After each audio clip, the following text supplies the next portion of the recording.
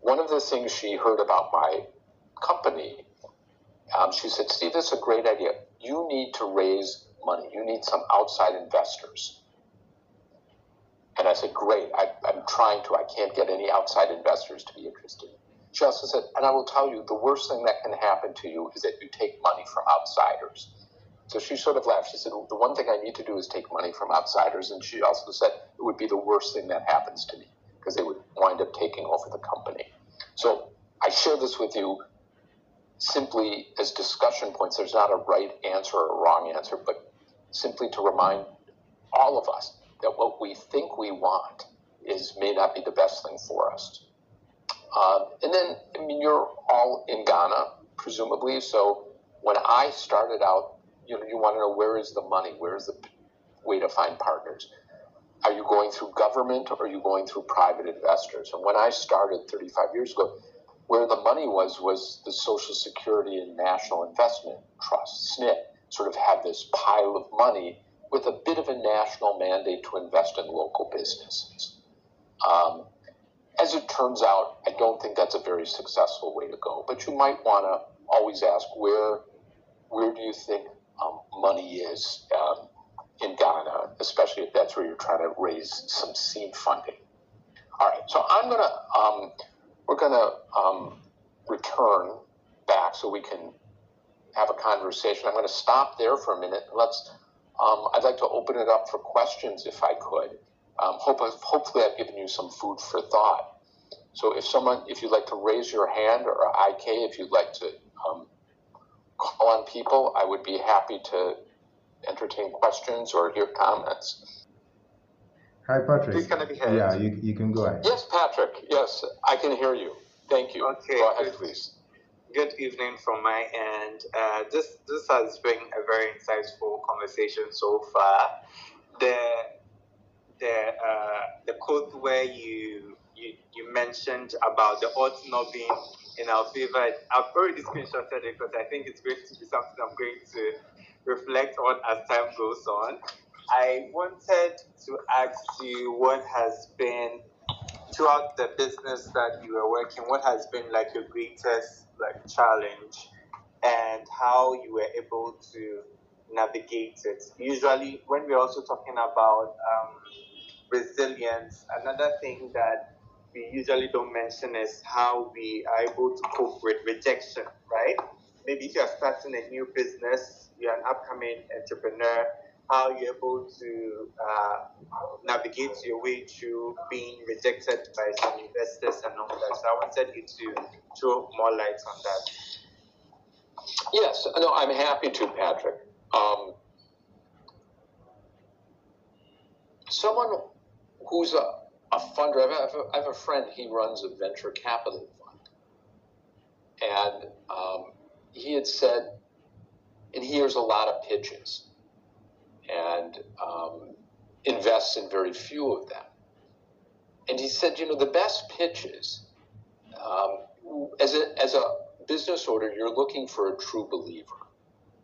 So Patrick, can I ask, is there a business you are in or a space or vertical you're willing to share? And I'll try to give you an example. Currently, I have some ideas, but I've not really brought it into fruition. Currently, I'm in school, and okay. I'm studying biochemistry. I have an interest in research, but I'm particularly also interested in how we are able to build more biotech companies in our country, because there are very limited biotech companies in Ghana. So that's more of what I'm really trying to study and what I'm trying to do. Sure. And this person said, first of all, rejection is going to be a big part of your life. You want to be in. So it has really very little to do with you or your company. If you don't have one yet, then will come back to us later. So it's a very difficult position to live in, because there's a friend called a true believer. And a true believer will look at your pitch, your either verbal pitch or business pitch, but they don't necessarily need a PowerPoint. A true believer gets it. They'll hear your passion. They will understand in general what you're trying to do. But if they're starting to ask lots of questions, what is the scalability? Everyone wants scale. What's the size of the market? And all of this, they're probably not true believers. And if they say no to you, you shouldn't feel so badly about it. A true believer is someone that's probably done some thinking about your area, is somewhat interested in, say, biotech. And they will get there faster than sort of a third-party investor. So you should be as discriminating as they are towards you. And in other words, you should, for all the times you're going to get rejected, you should feel free rejecting certain people. And it's actually can be a very powerful, almost aphrodisiac. Is when you say no to someone, all of a sudden they're like, you don't want my money? You're supposed to be here begging for my money. It's like, something, I'm not sure. You don't have any history in biotech. I can tell by the questions you're asking, you're probably not understanding this vertical or this space. It's hard because you're desperate. You need that first bit of funding. But I would say maybe it comes back to integrity. You've got a great idea. You could probably sculpt your perfect investor, which would be someone who's, there's a great biotech company in Ghana. Dan Adams. Are you familiar with it? No, please. Okay, you can look up Dan Adams.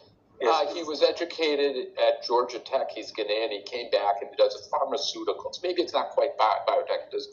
He does pharmaceuticals. He does all sorts of drugs, including HIV retrovirals, manufactured entirely in Ghana. First rate, founder and entrepreneur, very generous guy, wonderful human being, and a great company. I mean, he's built an amazing company from what I can tell. He's maybe not a private investor. He's not a venture capitalist. He may be someone that if you talk to would go, I get what you're trying to do, Patrick. I'm in this space. I get it. So sometimes you need to look beyond the usual suspects for your counsel. And I always say, there's in American tradition, we have these fairy tales that often came from Europe, from Germany.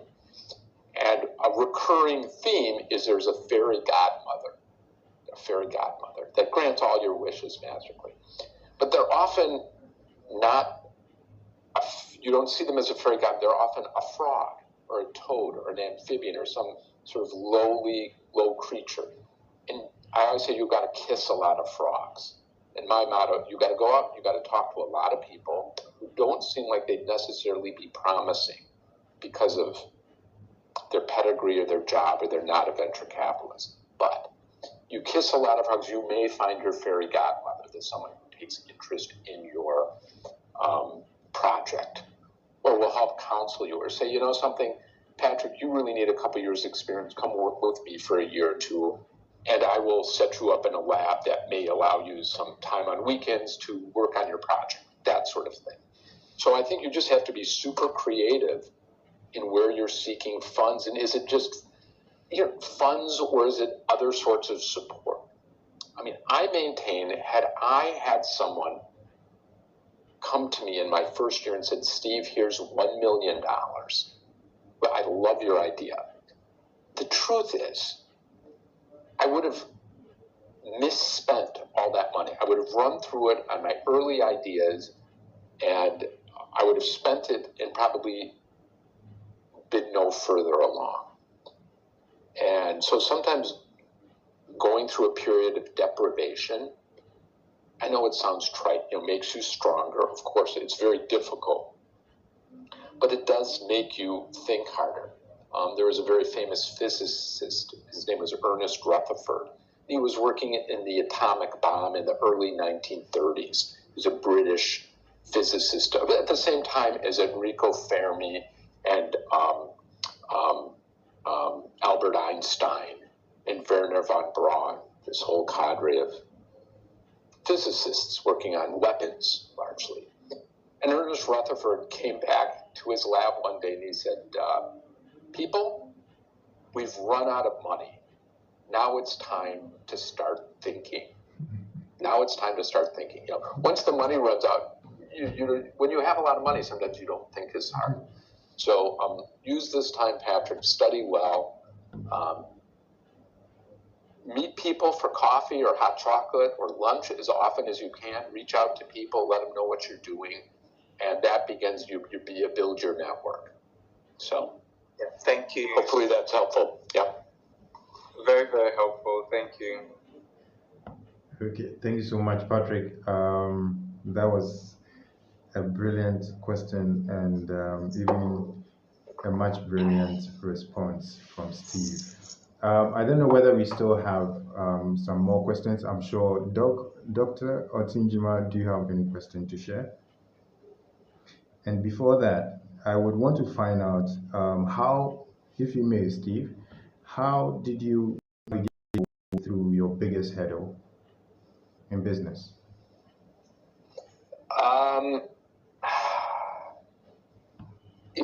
Happily, my personality is such that I forget my biggest challenges sometimes.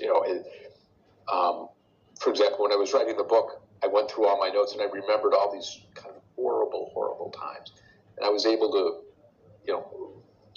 move past them. So that's part of it. But I think my biggest challenges, or let me say, my biggest mistakes were hiring the wrong people or bringing the wrong people into my orbit, and I didn't realize that, and how successful we are as a judge of character or competence matters. And some bad hires have almost ruined me. I was lucky enough to be able to disengage, but they cost me a lot of money. They cost me time, so they hurt greatly. Other more larger sorts of things, like, was the economy good or bad? Was there a change in government in Ghana such that the people I was working with at Cocoa Board changed overnight when one government came in and out? Then you had to remake all the relationships because, cocoa in Ghana is, there's a political element to it. There's not too many commodities that have their own ministry. Ghana has its own ministry, in essence, the Ghana Cocoa Board. We might as well call it the Ministry of Cocoa. So some of these things but that's part and parcel of it. Governments come, governments go. But I would think some of my biggest problems were my own problems I created myself by inviting the wrong people into my company, and I suffered for that. So. Yeah, thank you so much for the candor, and the floor is still open for more questions. Which leadership lesson or quote have you learned, Steve? If you may want to share, we do say everything rises and falls on leadership, and we want to learn leadership lesson at this point. Which lesson or quote have you learned that has taken you far?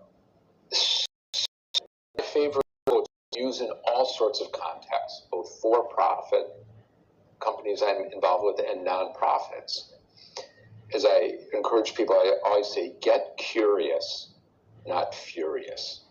Get curious, not furious. And what I mean by that is people are very quick to rush to judgment and maybe think there's some conspiracy out there that people are incompetent or failing or this. And often it's misunderstandings. If you get curious and find out what's going on, it's usually fixable easily.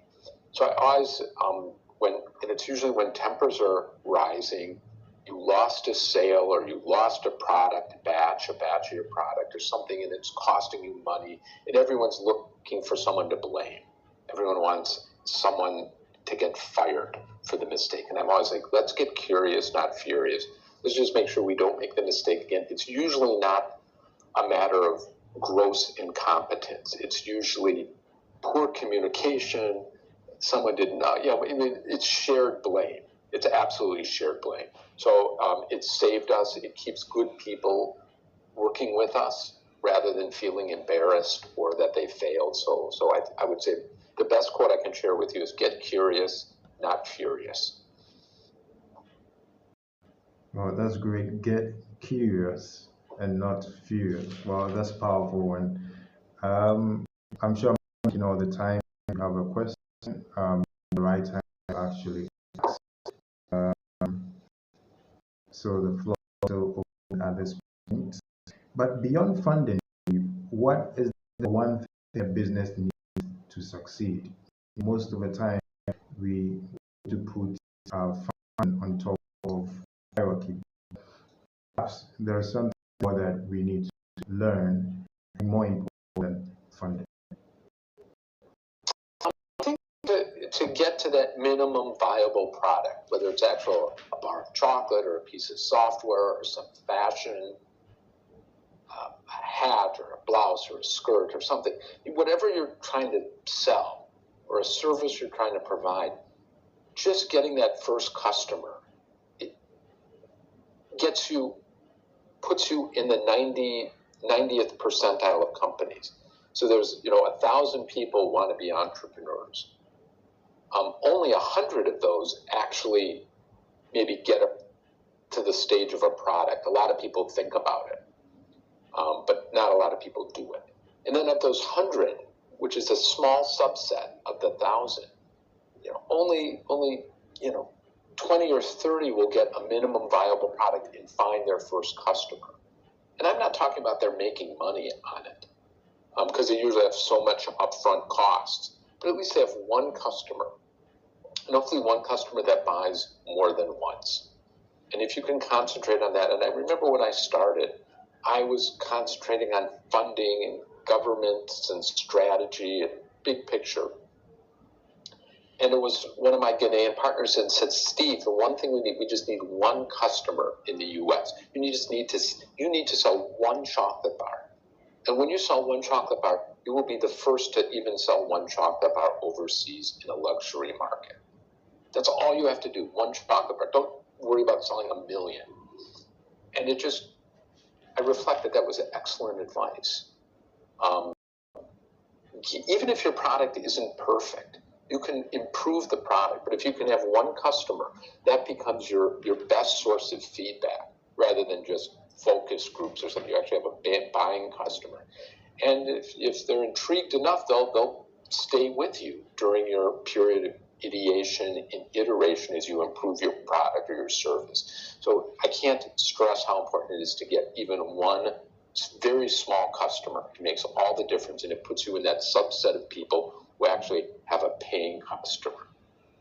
From where you sit, I suppose it's hard to believe, but most companies have yet to find their first customer. They're just doing product development and marketing plans and financing plans, but they never actually had a customer. So concentrate on finding that first customer, and you will be, I think that's an indicator of future success. Great. So find your customer, the minimum viable product, and at least you are halfway through the journey. And one great quote also did put across that to have begun is to have done half the task. At this point, we still have questions, and I'm sure we will be sharing them. If you have a question at this point, you probably would be able to raise your hand, or you can take the mic from here. But Steve, do you need a pile of cash to start a business?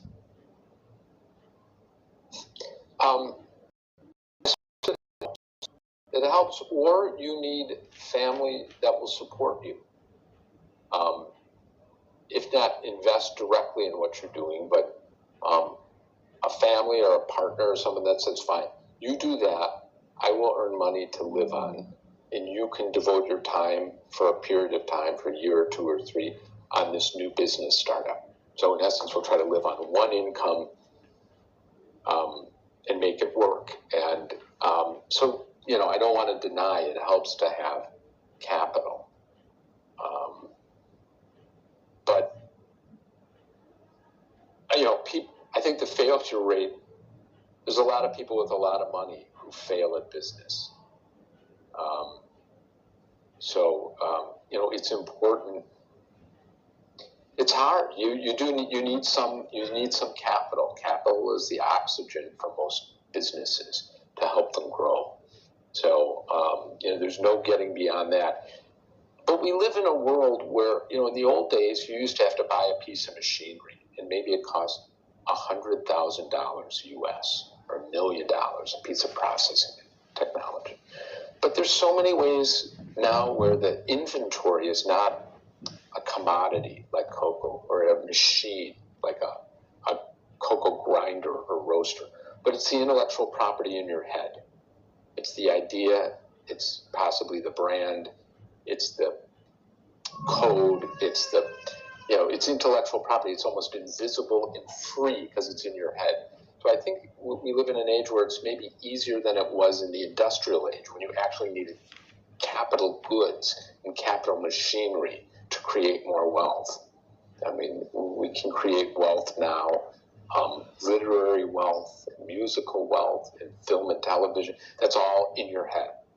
You can sit down and write it out. So maybe if you don't have capital, you find out ways of creating wealth that don't require capital. They're going to require a lot of hard work. So don't make the mistake that it'll be free and without pain and some suffering. But there are ways to create intellectual property wealth. I always tell people, would you rather own shares in Foxconn or Apple, the people that make the iPhone, that design it? And it's Apple. Apple is way more valuable than Foxconn, which is the company that actually assembles the iPhone. So it's the design, again, it's the design and the conception and the intellectual property, the patents and trademarks behind certain technologies. That's where the value is. It's not the person that stamps the aluminum or the titanium to make the case or the glass for the iPhone. So that'd be my advice. But having some money, you need some capital to either live on or to invest in the minimum viable product. Great. And I'm not sure I'm taking all the questions out of each and every one of you, but I want to do a follow-up question on this regards when you started out, you were a student and an exchange actually student in Ghana. You had the idea. How did you transform this idea that you had into a business in a form of how do you mobilize the resources, ideas, to execute? That is the point where people perhaps you chance an idea and you want to know how far you can go with it. And what was your first point of?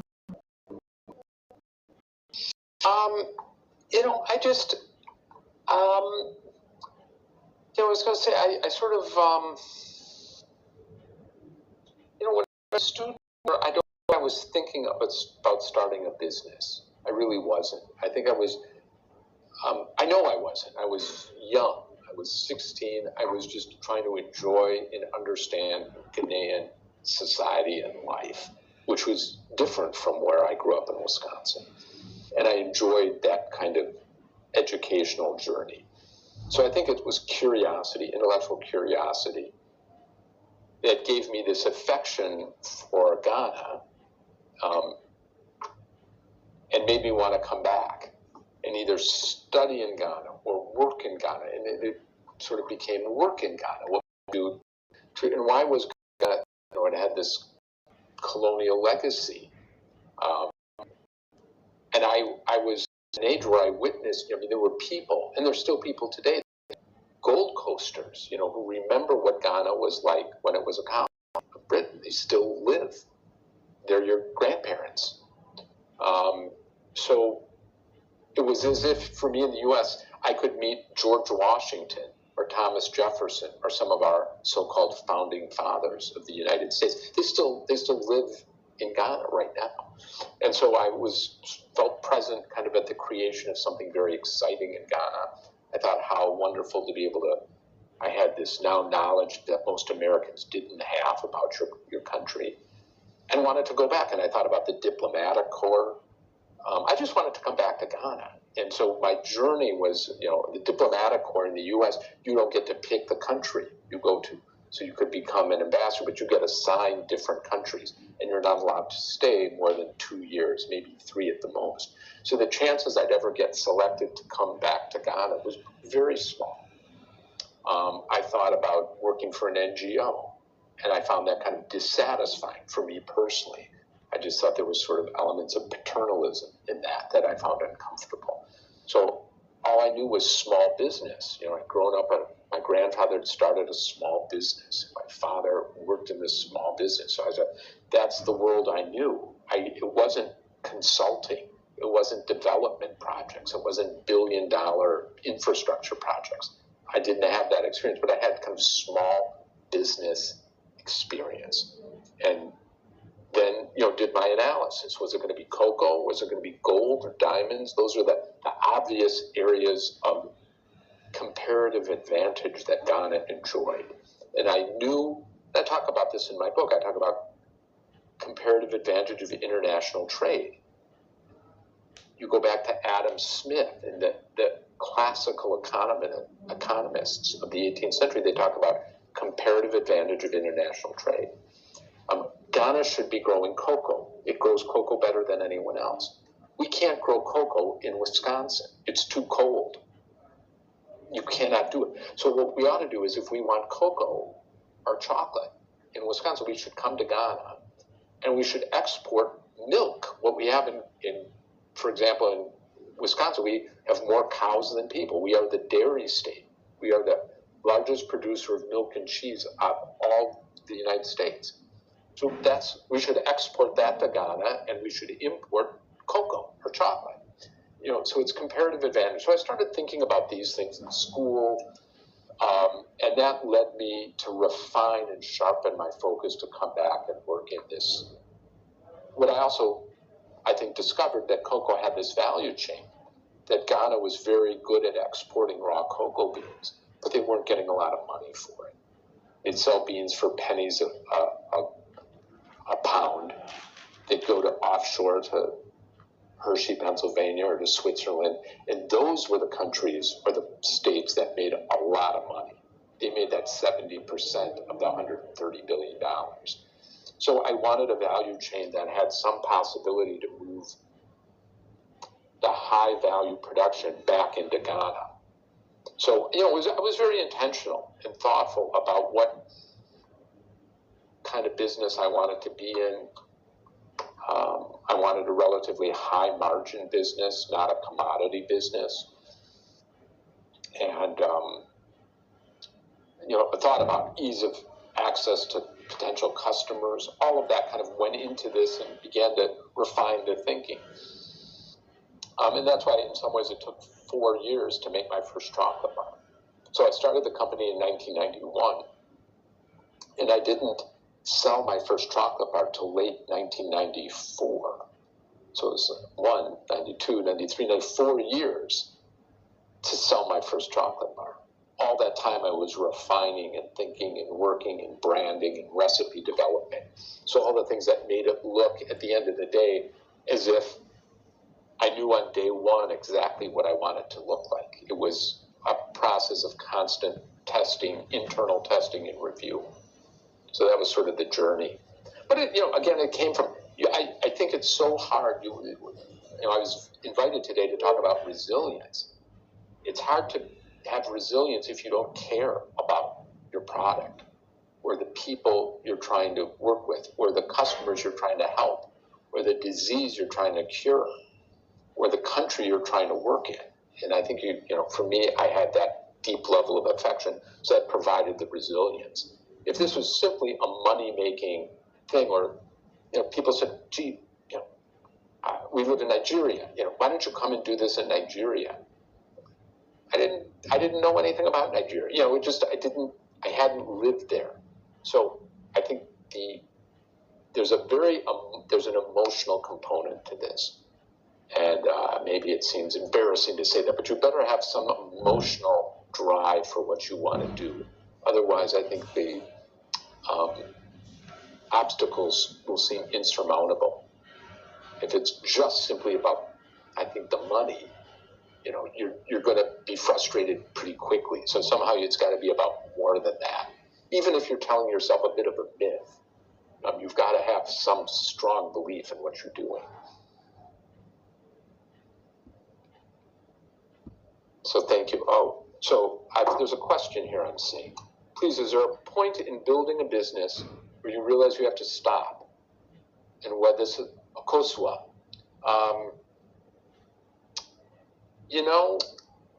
There is. I've been involved in some projects that I actually loved and I thought were in some ways better projects than Omanhene.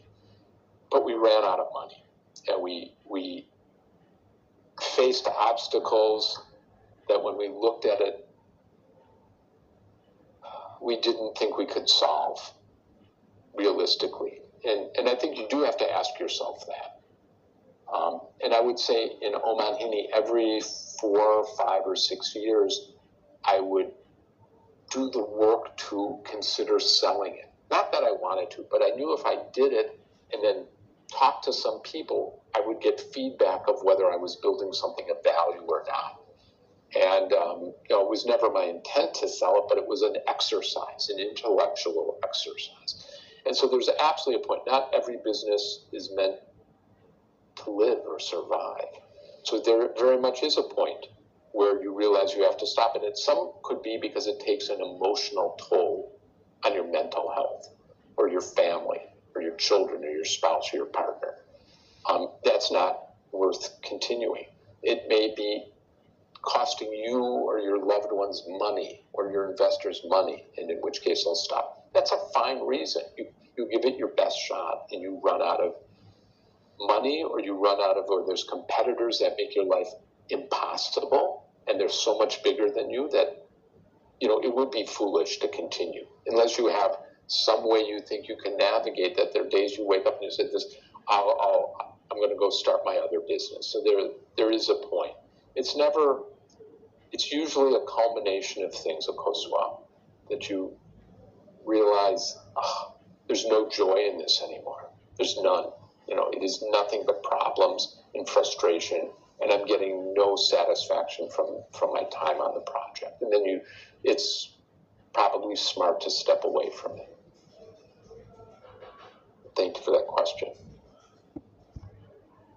Yeah, thank you so much, Steve. And at this point, I think we are about wrapping up on tonight's session. Thank you so much, Steve, for joining us. And in wrapping up, these are some takeaways that perhaps you can extract from such a brilliant session by Steve Wallace. Integrity is the root of all virtues. Integrity is the root of all virtues.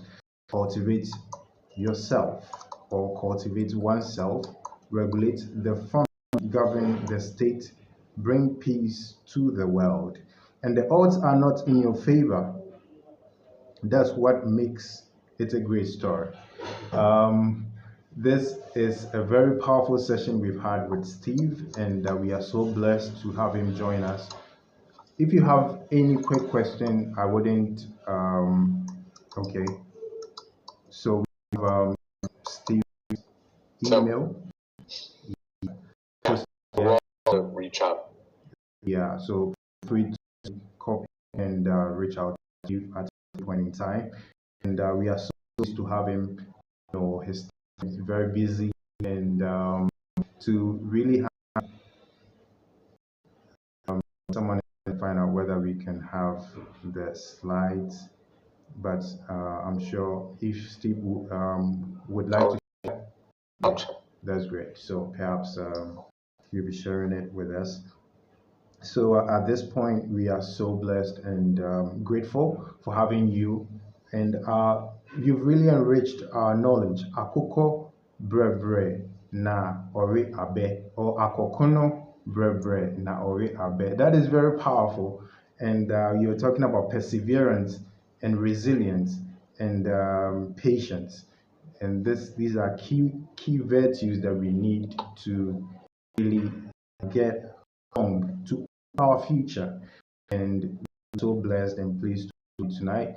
And thank you so much for also joining us, members of MTB. Um, thank you for spending time with us. Hopefully, next month, the same show, we will Professor Sarah Jones from London Business School, and she's taking us how to win using an AI in business and in life. She's a professor of business school in arts and AI, and she's very powerful in this very area. So we're also pleased to have her join us to come and share her insight with us as well. We are pleased that you joined us tonight, and we look forward to seeing you once again. And good, is it good afternoon still, Steve? Good afternoon for me. Thank you. Yeah. Thank you. Good evening to all of you. I Yeah. can't thank you so much. It's a pleasure. Great. Thank you so much, everyone. And till we meet again, be blessed.